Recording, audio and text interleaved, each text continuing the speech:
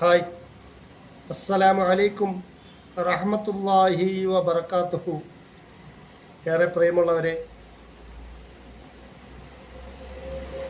കുഞ്ഞുങ്ങൾ വളരെ സ്നേഹത്തോടുകൂടി ചാച്ചാജി എന്ന് വിളിച്ചിരുന്ന, കുട്ടികളെ ഏറെ സ്നേഹിച്ചിരുന്ന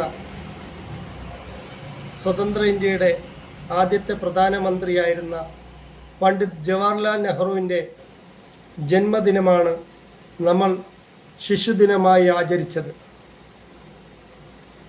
അദ്ദേഹം സമാധാനത്തിനെക്കുറിച്ച് പറഞ്ഞ വാക്കുകൾ വളരെ ശ്രദ്ധേയമാണ്.